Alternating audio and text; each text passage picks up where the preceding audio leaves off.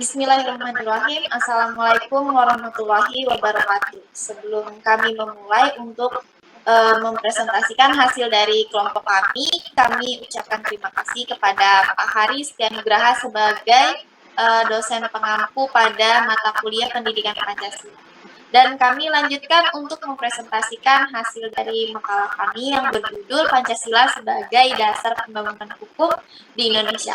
Saya akan memperkenalkan anggota dari kelompok 13.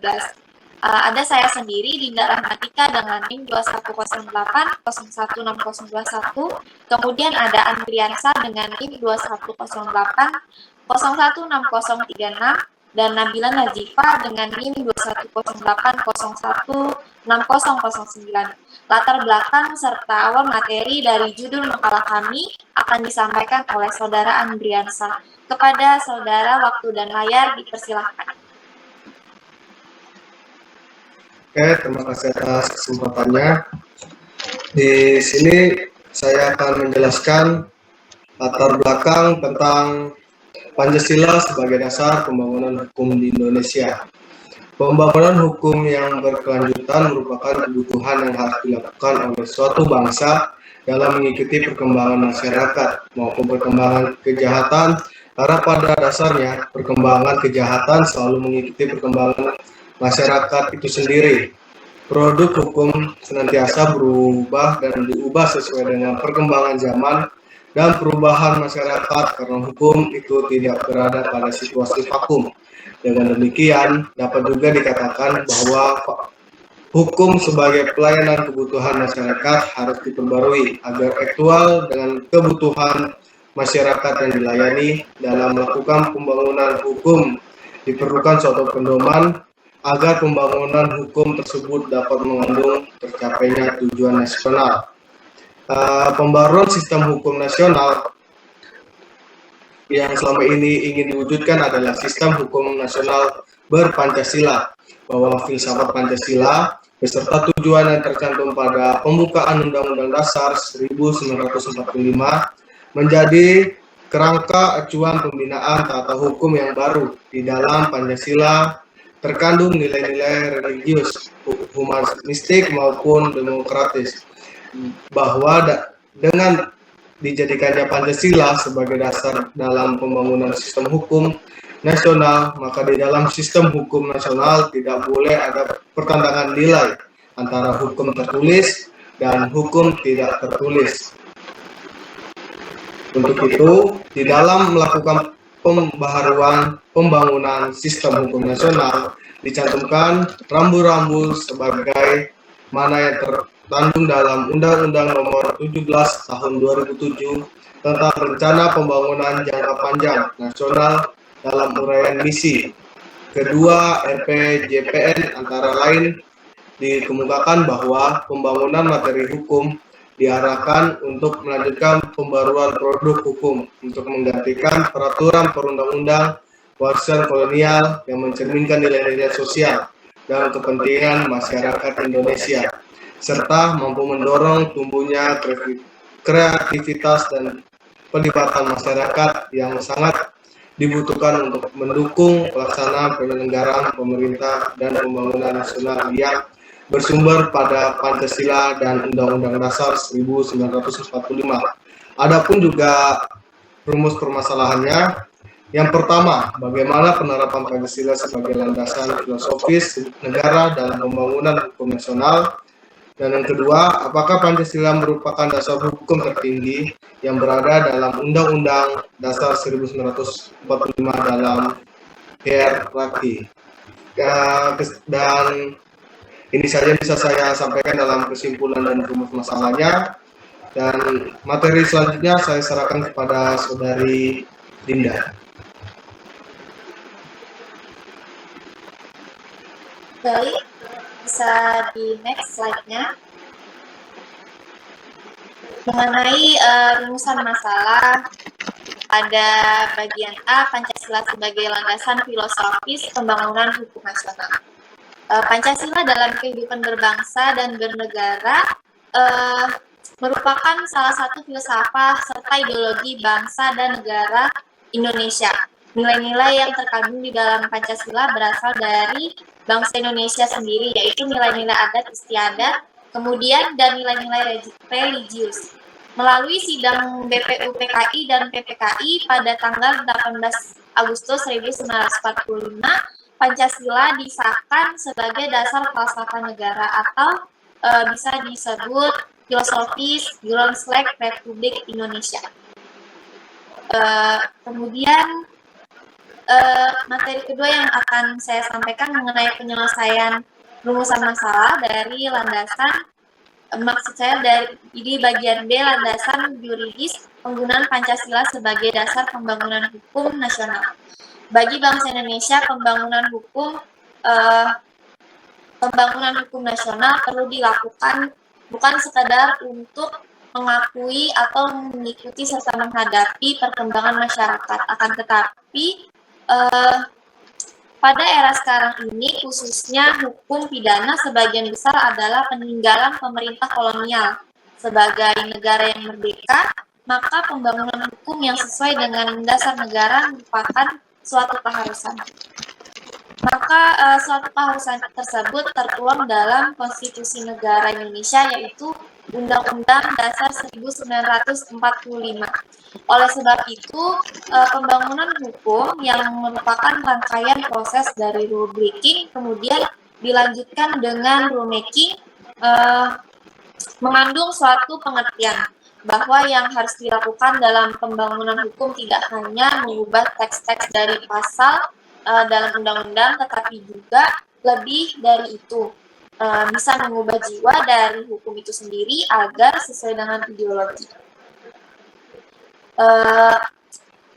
Yang sesuai dengan ideologi bangsa Indonesia, yaitu Pancasila. Pada dasarnya, hukum adalah alat untuk mencapai tujuan.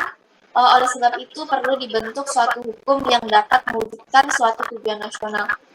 Adapun tujuan nasional bangsa Indonesia yang tertuang pada Undang-Undang Dasar 1945, yaitu melindungi segenap bangsa Indonesia dan seluruh tumpah darah Indonesia, memajukan kesejahteraan umum, mencerdaskan kehidupan bangsa, dan ikut melaksanakan ketertiban dunia berdasarkan kemerdekaan, perdamaian abadi, dan keadilan sosial. Tujuan nasional tersebut hanya akan menjadi kata-kata indah yang tidak bermakna apabila tidak ada upaya dan sarana untuk mewujudkannya. Agar tujuan nasional tersebut dapat terwujud, maka diperlukannya sarana atau alat yang salah satunya berupa regulasi atau peraturan dalam semua bidang kehidupan.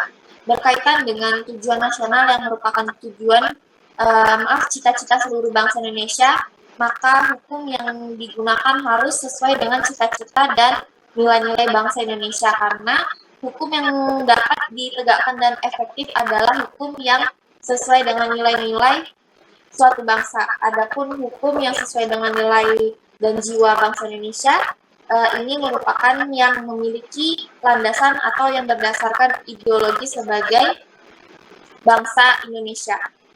Karena ideologi adalah kristalisasi nilai-nilai suatu bangsa yang diyakini kebenarannya. Ideologi bangsa Indonesia sendiri adalah Pancasila. Maka menjadikan Pancasila sebagai cita hukum adalah suatu keniscayaan.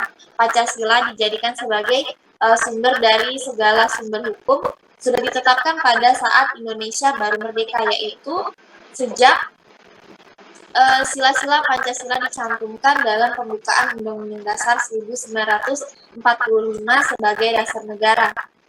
Baik, materi selanjutnya akan disampaikan oleh Saudari Nabila Nazifah. Kepada Saudari, waktu dan layar dipersilakan. Baik, terima kasih atas kesempatannya selanjutnya. Materi yang ketiga yaitu yang C, Pancasila sebagai acuan sumber hukum nasional. Jenis peraturan perundang-undangan selain sebagaimana dimaksud dalam pasal 7 ayat 1 Undang-Undang Nomor 12 Tahun 2011 di atas mencakup peraturan yang diterapkan oleh Majelis Permusyawaratan Rakyat, Dewan Perwakilan Rakyat, Dewan Perwakilan Daerah, Mahkamah Agung, Mahkamah Konstitusi, Badan Pemeriksa Keuangan, Komisi Yudisial, Bank Indonesia, Menteri, Badan, Lembaga, atau komisi yang setingkat yang dibentuk dengan undang-undang atau pemerintah atas perintah undang-undang, Dewan Perwakilan Rakyat Daerah Provinsi, Gubernur, Dewan Perwakilan Rakyat Daerah Kabupaten atau Kota, Bupati atau Wali Kota, Kepala Desa atau yang setingkat. Peraturan perundang-undangan ini diakui keberadaannya dan mempunyai kekuatan hukum mengikat sepanjang diperintahkan oleh peraturan perundang-undangan yang lebih tinggi atau dibentuk berdasarkan kewenangan. Kekuatan hukum peraturan perundang-undangan sesuai dengan hierarki sebagaimana disebutkan dalam pasal 7 ayat 1 Undang-Undang Nomor 12 Tahun 2011. Pancasila merupakan dasar hukum tertinggi yang berada di atas Undang-Undang Dasar 1945 dalam hierarki. Hierarki adalah penjenjangan setiap jenis peraturan perundang-undangan yang didasarkan pada asas bahwa peraturan perundang-undangan yang lebih rendah tidak boleh bertentangan dengan peraturan perundang-undangan yang lebih tinggi. Hierarki peraturan perundang-undangan di Indonesia. Peraturan perundang-undangan menurut pasal 1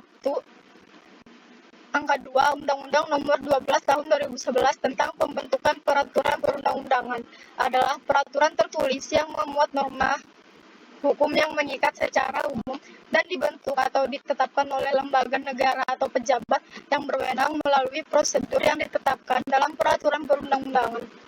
Hierarki atau urutan tata urutan peraturan perundang-undangan di Indonesia merujuk ke pasal 7 ayat 1 yang terdiri atas A. Undang-Undang Dasar Negara Republik Indonesia tahun 1945, B. Ketetapan Majelis Permusyawaratan Rakyat, C. Undang-Undang atau peraturan pemerintah pengganti undang-undang, D. Peraturan pemerintah, E. Peraturan presiden, F. Peraturan daerah, provinsi, dan yang terakhir peraturan daerah atau kabupaten.